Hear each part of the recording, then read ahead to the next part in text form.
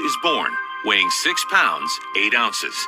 And it's clear that something is very wrong. The first time that I saw Elena, it was quite a shock. She looked like nothing we'd ever seen before. You could definitely tell that one leg was noticeably bigger and a little longer, and some of her toes were fused together.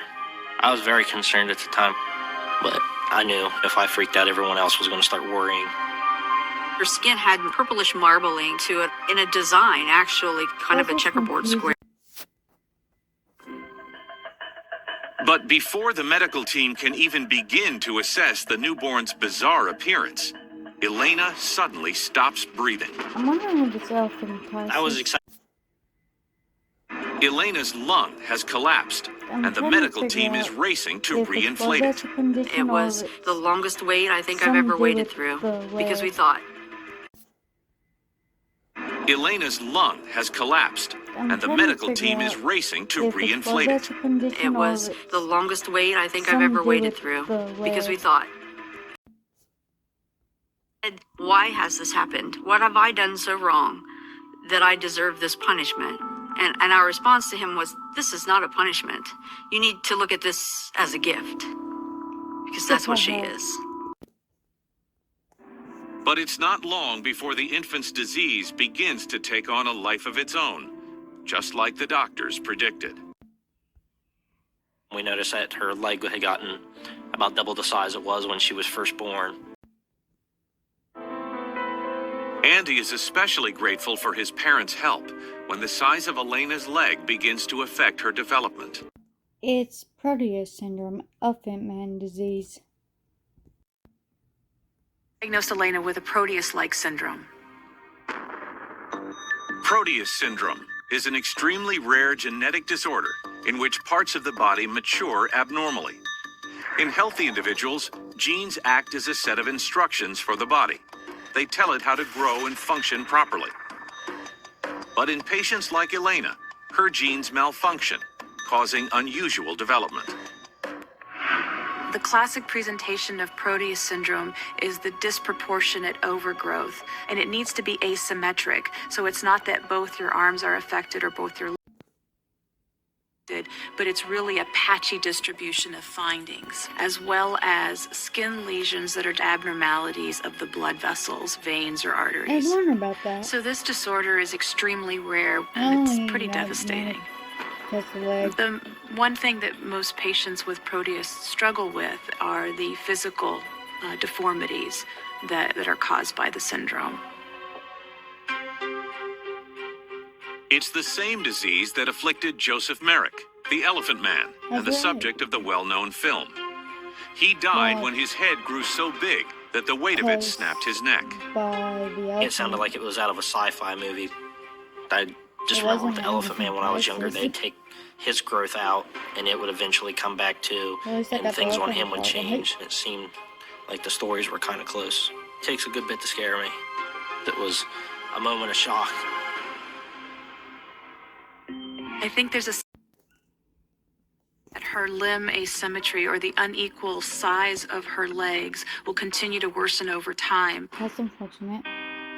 Because of the progressive nature of her condition, she may need to have her leg amputated if the growth is not stopped. That's what I was going to say. Not only will her leg continue to expand in size, So other parts of Elena's body will also grow, including her internal organs. One thing that really scares us about Proteus is that things can change unpredictably in the body, and not knowing what could happen to Elena, it did scare us. You may have realized it by the way the doctors are talking, but Explains that unfortunately, there is no cure for Proteus. More than a year after most babies, Elena stands up. at least she When we got to that help. milestone, it was a real celebration. Let me know in the comments what your favorite holiday is. Mine's 4th of July.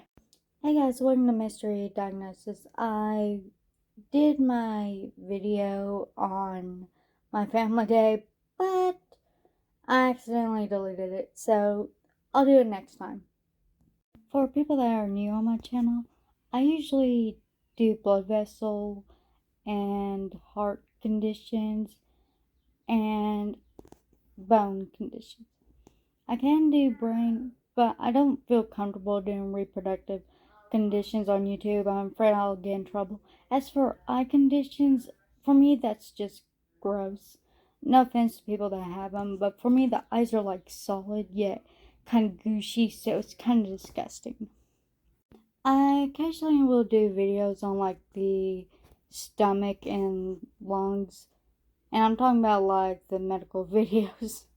I just want to do a quick video, not because I'm busy or anything. I just felt like having relaxing days because I've been putting out longer videos. Next video I upload tomorrow will be 2 medical condition videos in one. I couldn't find the best drawing of Proteus syndrome, but I did find one.